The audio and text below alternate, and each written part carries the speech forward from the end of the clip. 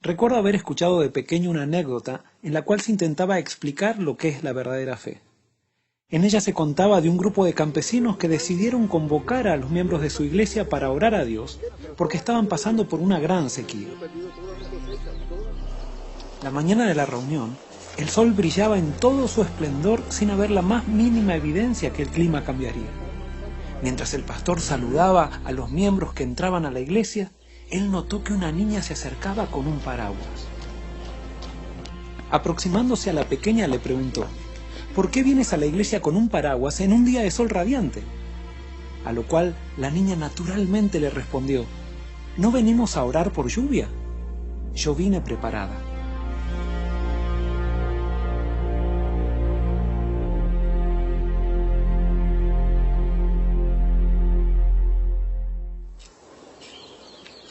Sin duda que podemos considerar a la actitud de esta niña como una demostración sencilla de fe. Pero ¿podemos definir a la fe como el creer que Dios nos dará aquello que estamos pidiendo? ¿Qué pasa si después de orar por lluvia no llueve? ¿Quiere decir que no tuvimos fe? ¿Eso nos dice que Dios no existe? Muchas veces confundimos a la fe con un profundo deseo de obtener aquello que estamos pidiendo. Eso nos puede llevar a la destrucción de la fe misma, a chasquearnos de Dios y de las maneras en que Él actúa. Fe no es creer que Dios me dará lo que le pido, es creer que me contestará y punto. El cómo contestará y la manera en que lo hará no me toca a mí decidirlo, simplemente aceptarlo. Eso hace necesario que la fe esté centrada en Él. Cuando oramos a Dios creyendo que Él nos dará lo que deseamos, entonces nuestra fe se aferra a lo que le pedimos, pero no a quién le pedimos. Las bendiciones son bendiciones cuando vienen con Dios. Si Él no está con ellas, entonces llegan a ser las más grandes maldiciones.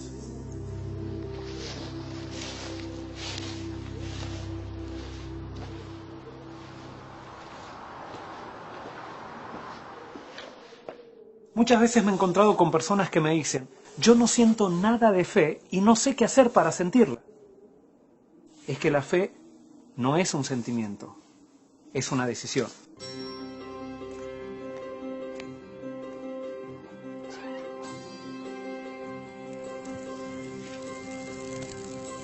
En el verano me gusta ir a la piscina con mi hijo Jeremías.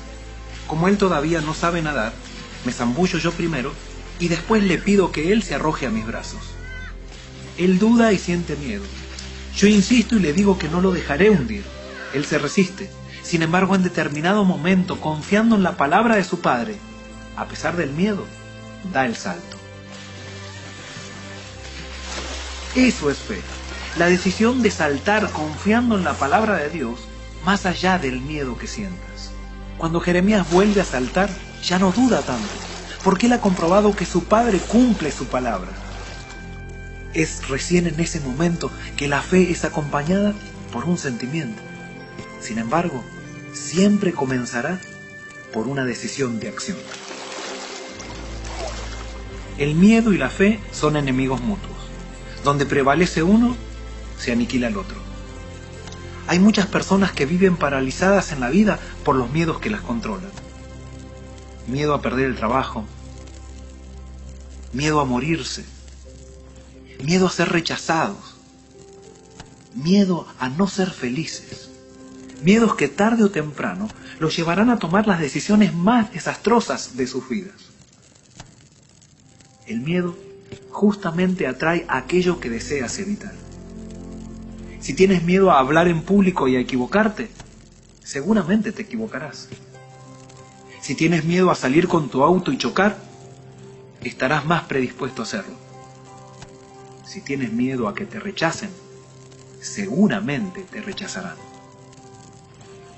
Una vida gobernada por los miedos no puede ser una vida victoriosa de fe. Sin embargo, no te desesperes. La presencia del miedo no necesariamente implica ausencia de fe. Cuando Jeremías se arrojaba a mis brazos, lo hacía a pesar de su miedo. Si yo te pidiera que te subas a este tronco, lo más probable es que lo harías sin ningún tipo de problemas.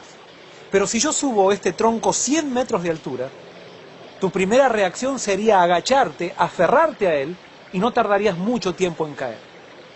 El tronco no cambió de tamaño, La diferencia está en tu miedo a caerte y en el lugar donde pusiste tu vista.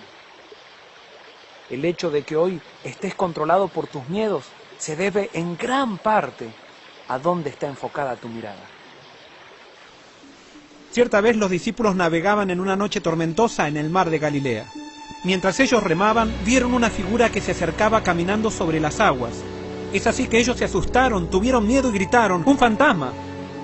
Entonces escucharon una voz muy conocida y familiar que les dijo: soy yo, no temáis. Es así que Pedro rápido le dijo: Señor, si eres tú, manda que vaya a ti sobre las aguas. Nota qué interesante. Pedro dijo: si eres tú. La fe de Pedro estaba puesta en Jesús, no estaba puesta en el hecho de caminar sobre las aguas. Jesús le dijo: ven. Y Pedro comenzó a caminar. Comenzó a caminar lentamente y mientras caminaba, todo iba bien mientras él tenía puesta su vista en Jesús. Pero en algún momento se distrajo. Comenzó a mirar la tormenta, sintió el viento, vio las olas, miró a sus compañeros y es así que su fe comenzó a desvanecerse. En el instante se hundió y entonces la Biblia dice que él gritó: Maestro, sálvame que perezco. Y así dice la Biblia que Jesús en el instante también tomó de su mano y le dijo: Pedro, ¿por qué dudaste? Mientras Pedro tenía su vista puesta en Jesús, ninguna circunstancia, por más tormentosa que fuera, parecía amenazarlo. Cuando él miró a su alrededor, su fe se desvaneció, y entonces lo controló el miedo. ¿Te das cuenta por qué te digo que tu fe se nutre del objeto al que se aferra? Tu fe será tan débil o tan fuerte de acuerdo al objeto en el cual esté enfocada. Muchas personas ponen su fe en su cuenta bancaria. Quiebra el banco y quiebra también su fe. Otras personas ponen su fe en su cónyuge. Su cónyuge falla y falla también la fe. Incluso otras personas ponen su fe en el líder religioso. El líder religioso se corrompe y se corrompe la fe junto a él. Tus miedos están escondidos mientras el objeto de tu fe parece firme. Pero cuando ese objeto se quiebra, tu fe colapsa junto a él. Es por eso que es necesario que hoy respondas a la pregunta que Jesús te hace: ¿por qué dudas? Tus miedos y dudas son la evidencia de que has elegido como centro aquello que no te trae paz ni tranquilidad.